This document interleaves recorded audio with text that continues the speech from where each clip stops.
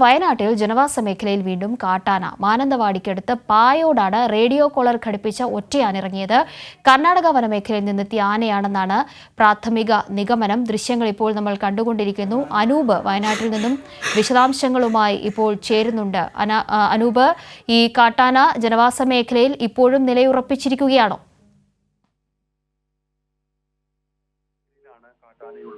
പായോട് എന്ന് പറയുന്നത് മാനന്തവാടി നഗരത്തിൽ നിന്ന് ഏതാണ്ട് ഒരു 3 കിലോമീറ്റർ അകലെയാണ്. ഈ മേഖലയിലാണ് ഇന്ന് രാവിലെ മുതൽ ഈ റേഡിയോ കോളർ ഘടിപ്പിച്ച നിലയിലുള്ള ആനയുടെ സാന്നിധ്യം നാട്ടുകാർ കണ്ടത്. പലയിടത്തും ഈ കാട്ടാന ഈ ജനവാസ മേഖലകളിലൂടെ നടന്നു പോകുന്ന ദൃശ്യങ്ങൾ ഉൾപ്പെടെ ഇപ്പോൾ പുറത്തു വന്നിരിക്കുന്നു. ഇവിടെയുള്ള നാട്ടുകാരാണ് ഈ ദൃശ്യങ്ങൾ പകർത്തിയത്.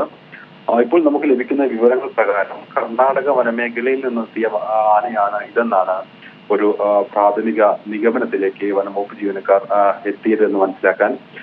വനംവകുപ്പും അതുപോലെ തന്നെ പോലീസും എല്ലാം ഈ സ്ഥലത്തുണ്ട്. ജനങ്ങൾക്ക് ജാഗ്രതാ നിർദ്ദേശം നൽകിയിട്ടുണ്ട്.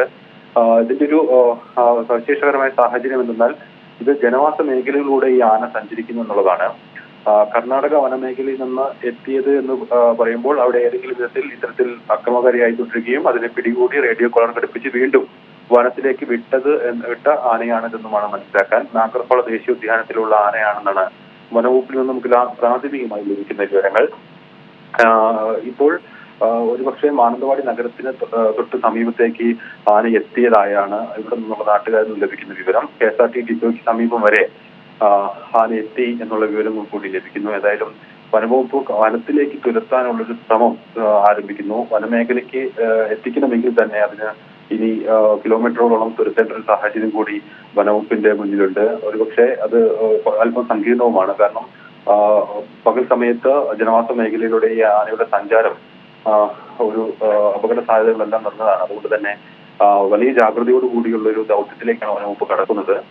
പെട്ടെന്ന് തന്നെ വനത്തിലേക്ക് തുരത്താനാകും എന്നാണ് പ്രതീക്ഷിക്കുന്നത്. അതല്ല, ജനവാസ മേഖലകളിൽ കൂടുതൽ ഇത്തരത്തിൽ ജനവാസ മേഖലയിലൂടെ തന്നെ സഞ്ചരിക്കുന്ന സാഹചര്യം ഉണ്ടായാൽ മയക്കുവെടി ഉൾപ്പെടെ വെച്ച് അതിനെ പിടികൂടി സുരക്ഷിതസ്ഥാനത്തേക്ക് എത്തിക്കേണ്ട ഒരു സാഹചര്യമെല്ലാം വനവകുപ്പിന് മുന്നിലുണ്ട്. ഏതായാലും വനവകുപ്പും പോലീസും എല്ലാവരും ഈ സ്ഥലത്തേക്ക് ഇപ്പോൾ എത്തിയിട്ടുണ്ട്. ആനയെ തുരത്താൻ നടപടികൾ എത്രയും വേഗം തന്നെ വനവകുപ്പ് ആരംഭിക്കും.